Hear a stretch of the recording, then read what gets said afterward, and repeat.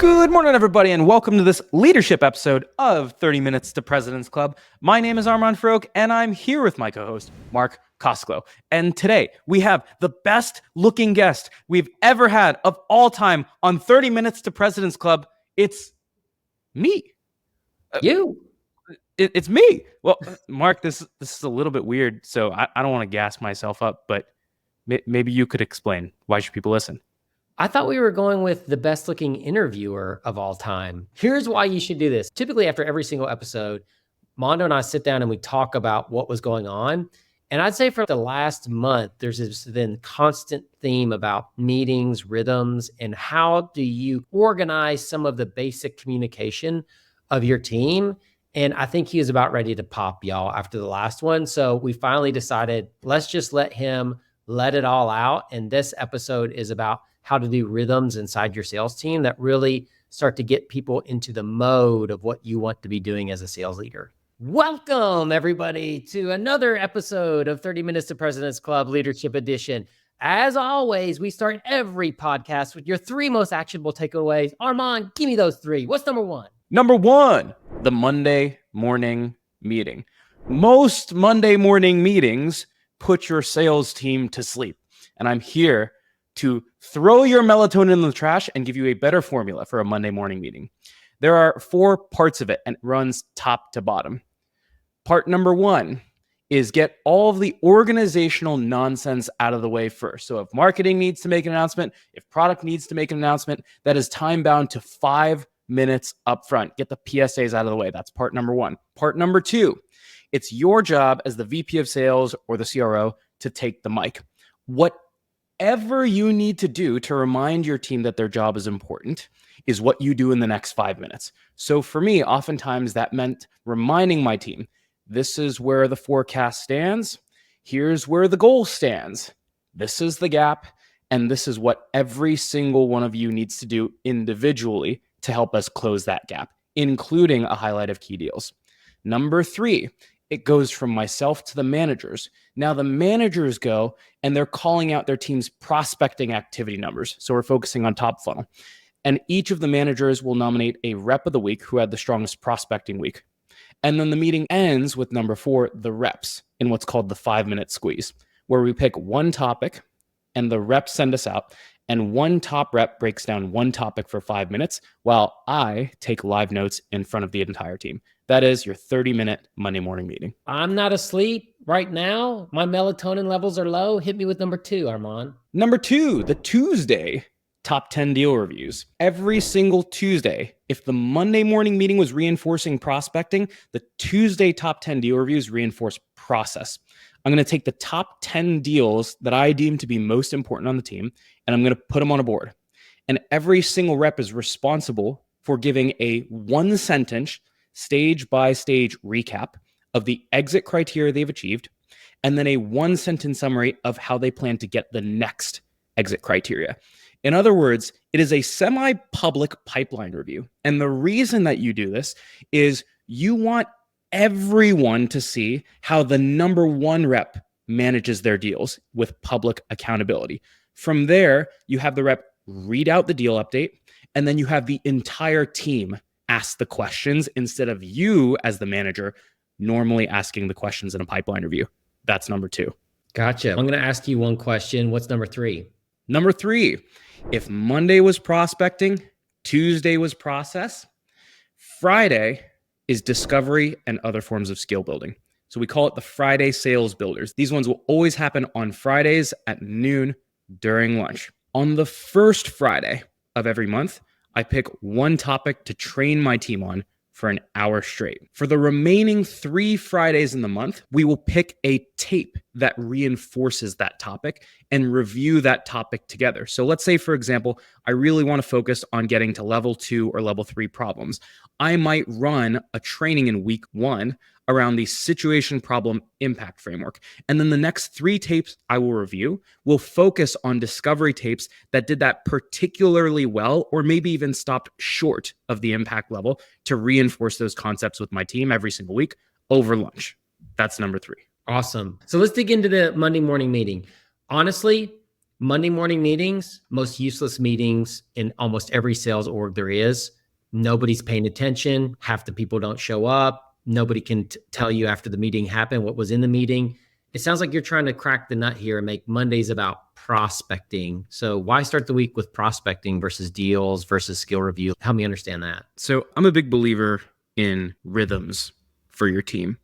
And you'll notice that each of my takeaways was one of my core 3 rhythms as a sales leader. And the reason for that is if I have my rhythms done correctly, then I should never have to schedule an unsolicited meeting with my team. And so then it's just a matter of plotting the right types of skill development in the right places. The reason the Monday morning meeting is structured as it is I want prospecting to be reinforced first thing in the morning on a Monday. That is the moment when you are going to make the decision on whether or not you plan to make cold calls that day, whether you plan to fall behind on your commitment on Tuesday, on Wednesday, on Thursday. If I ran the prospecting meeting on Thursday, it's too late. The week is already gone. So the Monday morning meeting is a forcing function for you to publicly, one, look back at the numbers that you put up last week and put them on a public leaderboard spreadsheet. And then number 2, look forward and publicly commit to your team in terms of what you are going to do this week. You're using this term rhythm. Break it down for me. What is a rhythm versus just a weekly meeting? A rhythm is a type of weekly meeting. That said, there are many weekly meetings that are useless. The intention of a rhythm is to catch common problems or things that you would need to manage on an ongoing basis. So for example, if I don't have a rhythm to manage prospecting, now what I have to do is I need to set reminders for myself to look at the prospecting dashboards and react to prospecting falling behind. If I don't have a rhythm for process, now what I need to do is I need to chase deals after they've slipped. This is why pipeline reviews also happen on a weekly basis. If I don't have a rhythm for professional development and getting my reps better at discovery, I'm waiting to see the deal slip because there wasn't a real problem. And then I'm running and chasing my tail. I'm trying to do a reactive training to fix a problem that already happened. And so in other words, it's sort of like the apple a day keeps the doctor away kind of thing. I want to use my rhythms to constantly dose all of these problems out of our systems so that my team is never getting caught off guard with any of these things. And I'm not managing by convenience or managing by reaction. To me, a meeting is just this disjointed thing that just happens that nobody really wants to do. A rhythm is I'm setting the expectations that there is consistent follow-up and accountability and communication about this because it's so important, right? So getting people to Dreamforce would never have a rhythm because it's not consistent. It's just a point in time thing, but prospecting never ends. As a leader, you're setting the drum beat and your troops are marching with you. And that's the rhythm, right? Exactly. And the way that you know a rhythm has gone well is when your team can start to complete your sentences for you. And what that means is outside of the rhythm, they're going to be able to do their job without you coaching them every second. So for example, if I'm in a top 10 deal review and we're reviewing a stage 3 deal, and if stage 3 is multi-threading and stage 4 is proposal, I've asked my team, what does it take to get in the stage 4 question for the last 52 weeks straight. And for the moment I open my mouth, one of my reps is going, no, I got this one first. And that's how I know the rhythm is working. If it's in a Monday morning meeting, the moment I pull up the leaderboard, every other rep can say, that's the rep of the week. Because Armand's called the rep of the week 17 other times, which means you know how to do your job if I get run over by a car.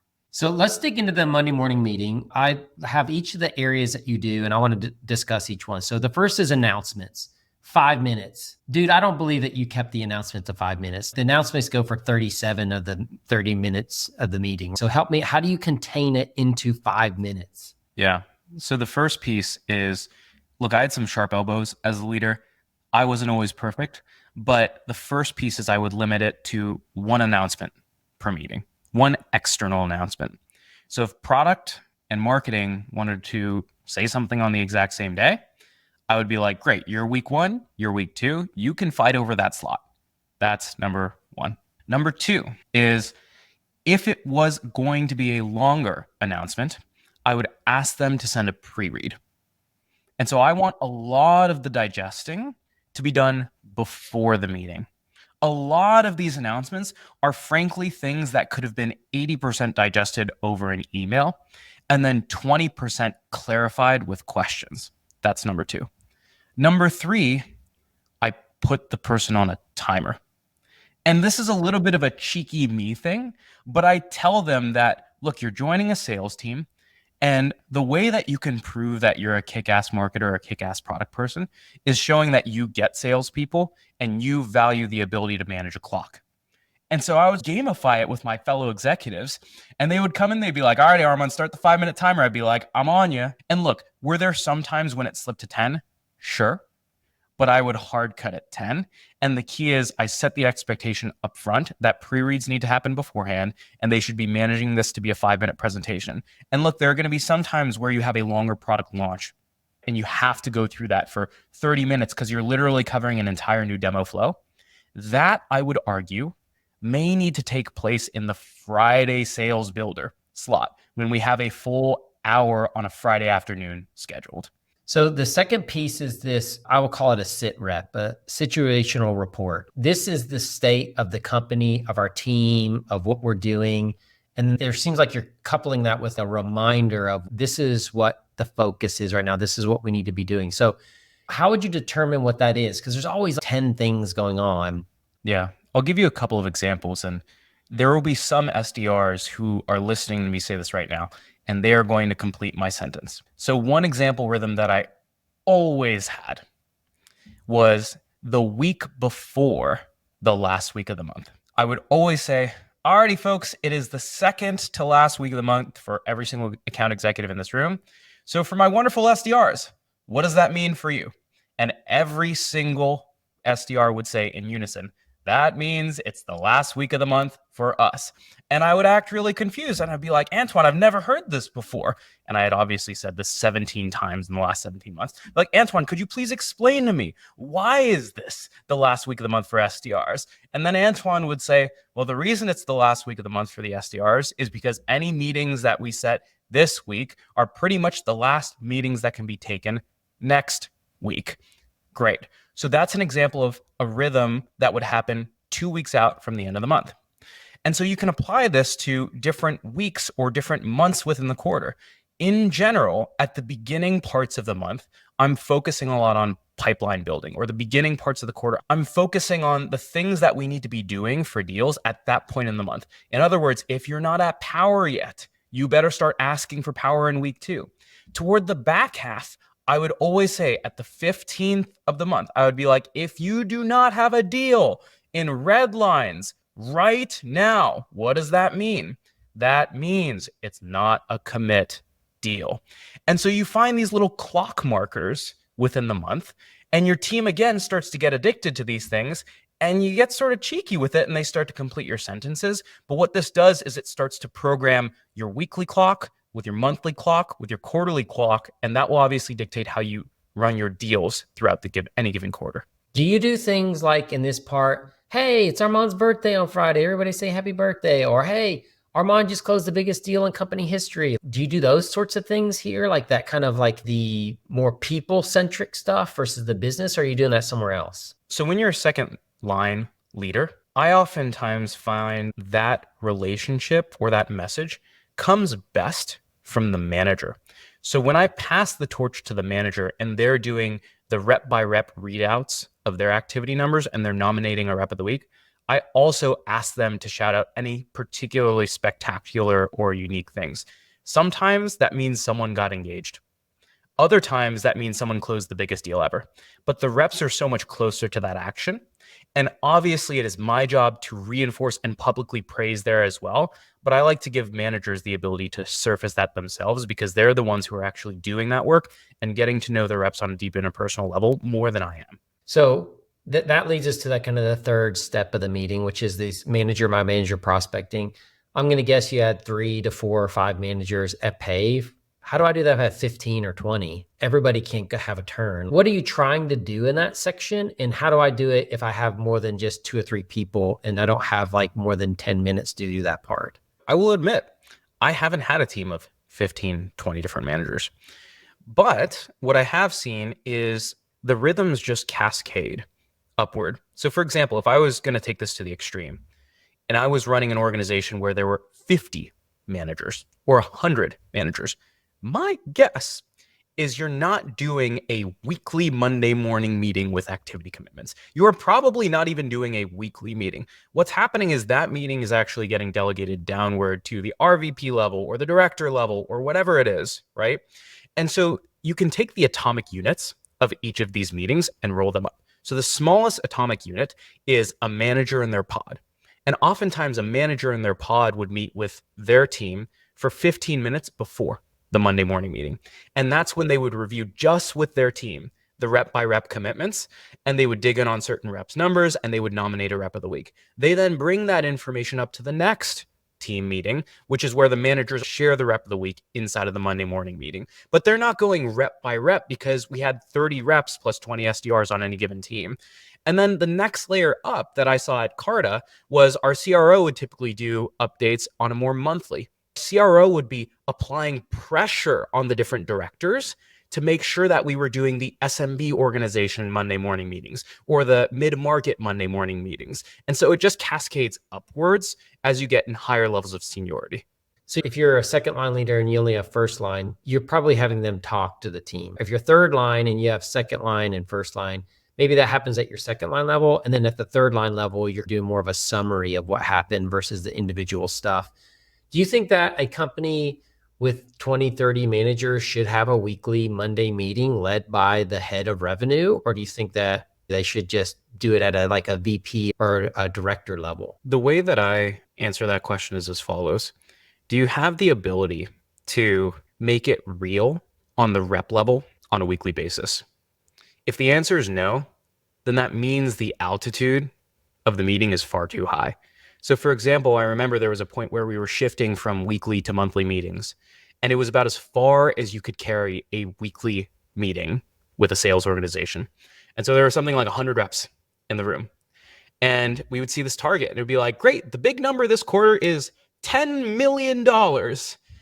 And great, I have a $75,000 quota. And I have no idea what that means to me. Hearing that on a weekly basis is not particularly useful. I would much rather have the directors run a meeting where they can say the SMB number is this. And that means if every single one of you hits your 75K number, that rolls up to 10% of our total number. I would rather have that meeting happen there and then have the CRO and the director have a conversation behind closed doors and have that pressure applied on the second line leaders, not on the fourth line leaders or on the third line leaders. But I'm curious what your perspective is on this too. Yeah, I ran it like you did. I let my VPs run their own weekly team meetings, and then I would show up randomly to different ones, or if they requested me. I ran a org-wide meeting once a quarter where we would have the 25 managers, the 4 VPs, all the directors, and the 160 or 70, however many reps would show up to once a quarter. But that was to recap what happened in the previous quarter. It was to talk about what the goal was in the next quarter. It was to really shout out and celebrate. And I'd have each of the VPs do their own little shout out and celebration. And it was to set a theme for what we were going to do so people could feel like a little bit more prepped going in. But I found if I try to do it monthly, and what I found is now you start stacking meetings. You got your team meeting every week. You got your one-on-one every week. You got your pipeline review every week. You got your VP meeting every week. You got your director meeting every month. You got your CRO meeting. And by the time you're doing it, wait, if somebody's in meetings like 12 or 14 hours a week and not doing their job, I just started slashing it because I was like, if you're in more than 3 or 4 hours of meetings a week, you don't have time to work. I agree. And that's where at Carta, for example, we did the org-wide meeting on a monthly basis, but that's because we were on monthly quotas and the monthly intensity was really, really important. But the two most important Monday morning meeting rhythms, in my opinion, are the first line and the second line leader. And so that first line rhythm happens for 15 minutes before, and they roll right into the more departmental or the director level Monday morning meeting. And then anything beyond that, I find that you need to decrease the cadence pretty significantly just because it gets a little bit removed in the clouds. So a lot of people, they wait to train their team until they have a perfect sales deck, or until the thoughts are perfectly baked, or until enablement has sat for 3 months and interviewed every single seller in your organization. And I prefer to create an environment where velocity training and high speed sharing of insights is perfectly fine. In other words, it's actually encouraged. And the way that I do that is I really lower the bar for how structured I expect a rep to be when they come into these things. So here's what happens. In the previous week's 5-minute squeeze, I have a docket. And at the end of the 5-minute squeeze, I always say, are there other topics or things that people are struggling with right now? And reps will start shouting out ideas. And I'll always say, hey, here's the next 5-minute squeeze that's coming up. And sometimes I will let the next rep know that they're on deck. So for example, if I know that Morgan Mello is killer at negotiation and someone is asking for help on negotiation, I will usually say, hey, Morgan, I know you're really good at this. Could you handle this? But sometimes I don't know the best person to do that. And so I'll either ask for a volunteer or I'll say, hey, next week, it's going to be a surprise. And that's going to be fine. And so when I pass the topic to any given rep, here's what happens. Number one, I say, first thing you do, I just want you to do a little bit of brain vomit, right? Just explain how you actually send a recap email, for example, or pull up a copy of your last recap email and walk me through what was going on. From there, I'm going to take live notes and almost do a mini podcast interview and ask questions where there might be gaps. And then from there, you're allowed to phone a friend. And so you can phone a friend to help you fill in those gaps. And so it's meant to be purposely unstructured information that we all learn to structure together live. And I think that in its own right, one, makes it so that you're not going and preparing for all of these trainings. But then two, it makes it clear that this isn't supposed to be perfect. This is just sharing of information across people. Let's go to the top 10 Tuesday meeting.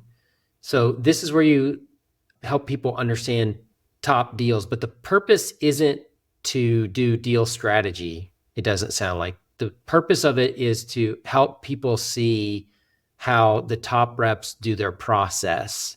So explain to me, how do you get out of, hey, let's do deal strategy on a call in front of everybody versus show everybody how you're doing things so that they can learn and watch the best do it? So the pipeline reviews are going to happen in one-on-one sessions on Wednesdays and Thursdays. The goal of this is not to go through 20 opportunities and pressure test our forecast. Do not turn this into a forecast meeting. That is a miserable way to run this meeting. The goal of this is to do what's called a teardown of a deal. In other words, oftentimes you'll do a teardown of manufacturing equipment, where you will literally break apart the piece of manufacturing equipment and try to rebuild it a different way, or you'll try to find different ways to attack the piece of manufacturing equipment, right? And that's essentially what we're doing with this deal review. Is inevitably you end up getting through 5 deals. I just call it top 10 deals because it sounds sort of buzzy. You end up going through 5 deals total. And what happens is it begins the same way that a pipeline review begins, where a rep will basically give their 1-sentence exit criteria for each deal in the pipeline. But then from there, there's far more discussion on what happens next. So for example, going back to that previous example of, let's say someone is in multi-threading phase and they need to get sign off from power, and they're going into this big team demo, or they're going into the meeting with power. We're going to beat up all the different ways that we can win that meeting with power. Whereas in a pipeline review, the rep might say, this is how I plan to approach the meeting. We might give 1 or 2 quick pointers, ask 1 or 2 quick questions, but we're not going to delve deep into that meeting itself. If we get the sense that there's some risk in that pipeline review, we're going to say, hey, let's schedule 30 minutes to prep for this meeting specifically, because it sounds like there's some risk in it. And this top 10 or top 5 deal review is frankly where a lot more of that deal strategy is happening. And the purpose of doing this in public forum is, again, to give you a sense of, 1, all the creative ways you can attack a deal, 2, show you how the top reps are doing it, and then 3, use the collective brain power of every seller in the room to attack deals creatively. So Armand, listen, I got a deal with Zendesk. It's a $50,000 deal. It should be closing next month. I'm in stage 2 right now. What I'm trying to do is make sure that I quantify what the business initiatives are. And I'm also trying to get them to decide on a timeline of when they need this implemented by. Those are my 2 exit criteria. And my next step is I'm trying to book a meeting right now to talk through with the decision maker what the date that they need this implemented by, because in order to get the value in time for the business. All right. So where does it, there's my little quick sentence recap. Great. And what I may ask you to do, if this were an actual session, is I might say, Mark, could you go back to stages 0, 1 and explain to me in discovery stage, what was the problem that they agreed that they wanted to solve? And then in the solution exploration or the demo phase, what was the solution to the problem that your prospect agreed to? So those would be the first 2 questions that I would ask. So go back and actually really check off those exit criteria for me. Yeah. So I did identify business initiative, Armand. Like, they're having really bad outbound results and they're trying to find a way to increase pipeline coverage, and inbound, they don't have any more money to spend on inbound. So this is like a pure outbound play. That's the problem that they said that they wanted to solve. And I talked to their director of sales development who owns the outbound number, and I talked to their VP of sales in a call too. Great. So they have bad outbound results and they can't spend money on inbound, and you've got the right people in the room. And now what you need to do is you need to put numbers behind the problems, right? So first thing, before it goes out to the room, Mark, how do you plan to put numbers behind the problem? Because you might have the right number in the first place. So this is where I'm going to share, this is what I would do. And then you're going to then release it to the room, and other people will be like, well, what about this? Try this. Have you ever tried this? And now I got some different bullets that I can shoot in order to get that done. Exactly. So the first question I'm going to pose is always back to the rep, because I don't want you to hear advice that you already took from yourself. That's the most aggravating thing in the world. So I'm going to give you the chance to be correct first. Then the second question I'm going to ask is back to the room. I'm going to go to the room. I would say, let's not add any new strategies here. Is there anything wrong with the way that, or anything different that you might do differently in the way that Mark is approaching the business case? Yes, no, maybe, etc. Great. All right, let's talk about ways to get creative now. What are some of the other things we might do? Maybe we bring in product. Maybe we bring in our sales engineer. Maybe we try to do a groundswell on the account. So once we've established that the right thing to do is a business case, then we add the creative ideas. If you just say, alrighty team, what should we do? Then it just starts with all kinds of nonsense without focusing on the first right fundamental thing to do. And so first thing, again, to recap, is let the rep say what they think they should do next, have the team validate it, and then pour on any creative ideas that happen from that point on. So I have one addition to your list, I think, that I found super valuable, which is, why don't you think you'll be able to do this using your tactic? And that's where you get into, well, this person really we're in bed with this competitor. They used them in their previous company. And so now we can start to put in some of the roadblocks that need to be considered in how we're approaching that account. That's been a huge question for me. Most good reps can figure out the next steps, but most good reps don't think about why they won't. Like, let me think of a few scenarios where this doesn't go the way I think it's going to go. And so I can prep for those. Great reps always are ready to do that. Bingo. So the question that we would oftentimes ask in addition is, let's pretend that you had to write up a close loss report right now. What would be the reason that you close lost this deal today?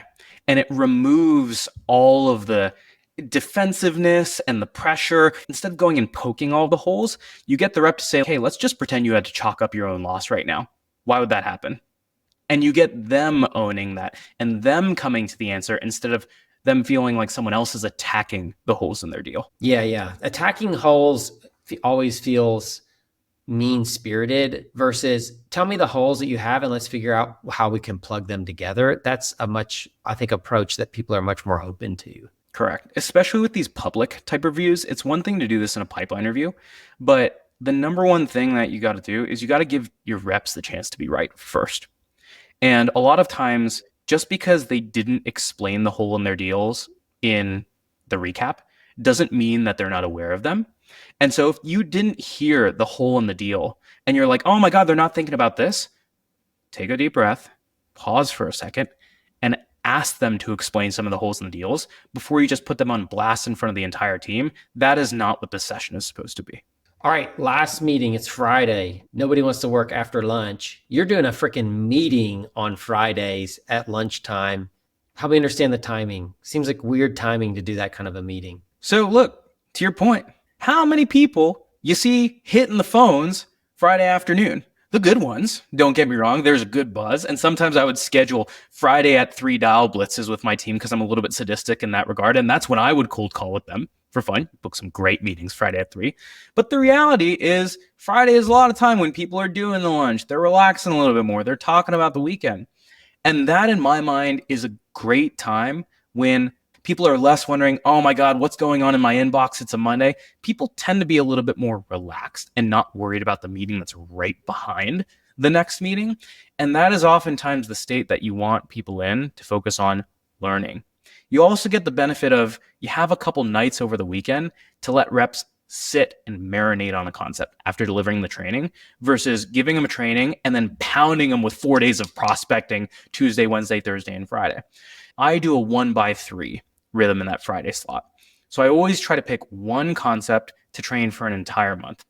So that first sales builder, we call it First Fridays, is always my job or a rep's job or a manager's job to deliver a pretty well-structured training. And those ones are planned in advance based on the problems that we're identifying in our org. We run that 1 hour training, and ideally that 1 hour training is 30 minutes of sitting and learning, 30 minutes of role play, some sort of practical application. We break, and then the next 3 weeks, we reinforce that concept over and over and over, typically in form of a tape review. Are reps volunteering calls, or are you picking calls at random? So I don't have the time to go and look through every single call that could possibly come through whatever sales conversation recording platform you're using. So what I do is I set criteria for different types of calls that I want within each week. So for example, I might say in week 2, I want the call where you slam dunked all the way down to impact. I want literally like the perfect call to see what good looks like. Then in week 3, I want to see a call where you felt like you could have gotten all the way there, but you stopped short. And that's okay. And I'm going to praise you in public for recognizing and bringing forward a call that you know is not perfect. That's number 2. And then number 3, usually in the last week, I like to do some sort of curveball where I'll be like, show me this, but show me it in a competitive deal, for example.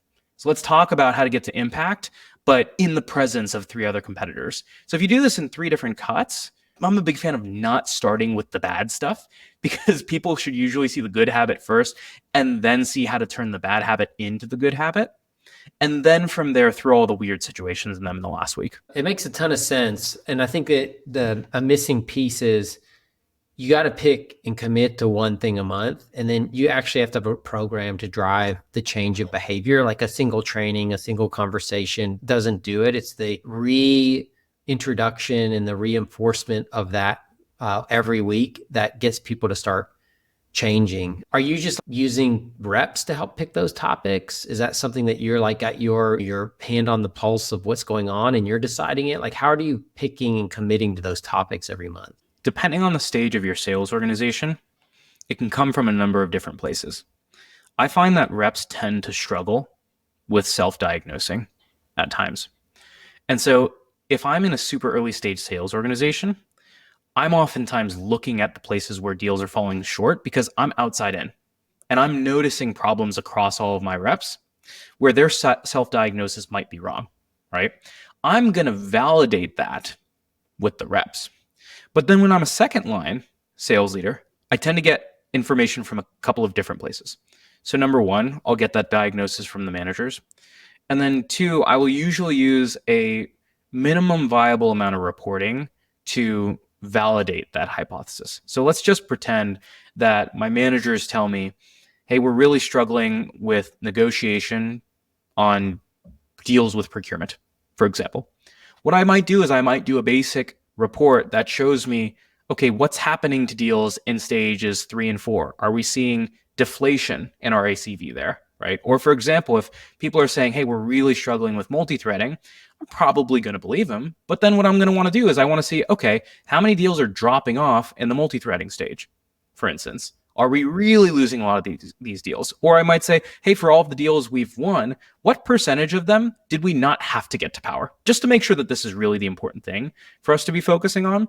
And so I tend to use the managers for the hypothesis, and then I try to validate the hypothesis with some form of data.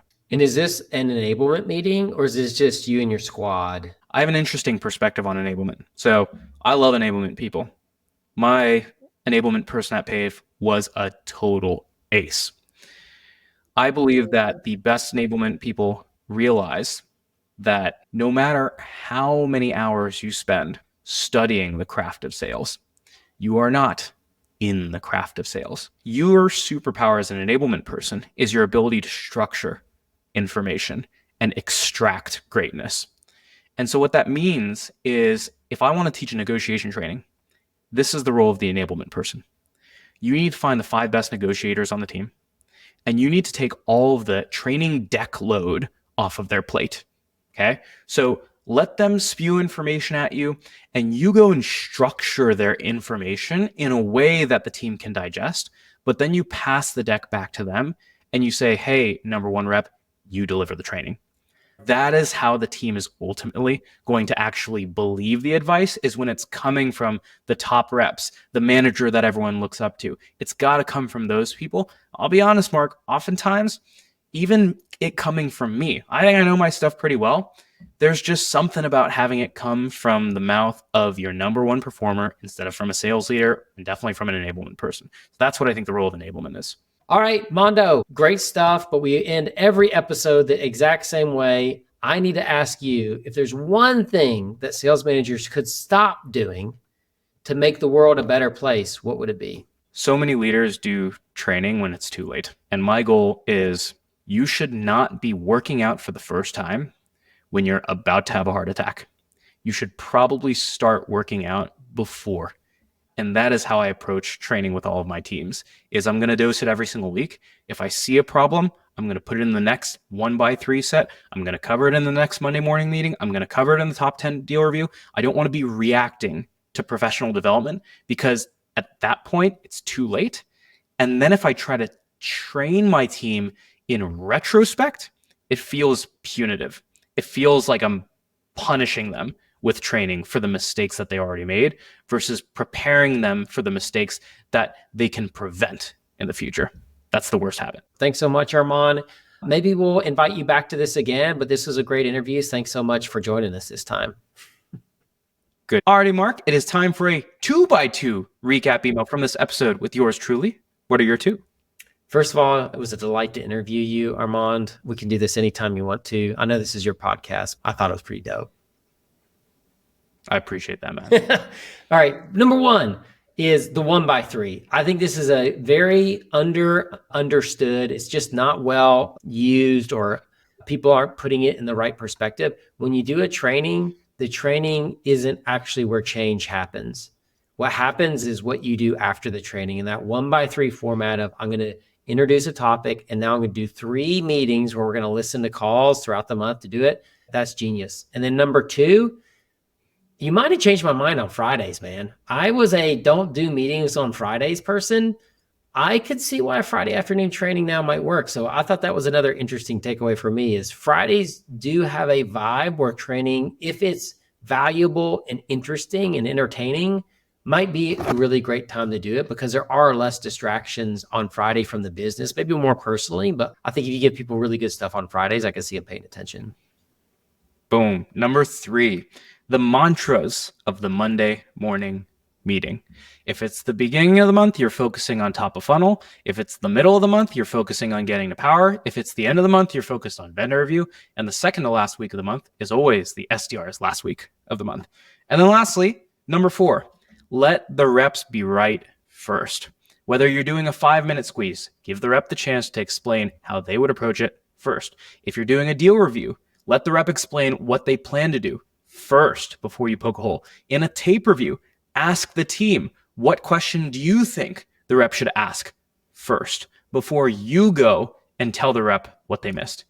Alrighty, folks, if you liked what you got in this one, a couple weeks back, I did a full newsletter write-up on the 4 parts of a Monday morning meeting and how to run each of those. If you like what you got here, you can go check that out in the show notes, and it would mean a ton to me if you subscribe to the 30 MPC newsletter, because the first newsletter of every single month is solely focused on sales leadership.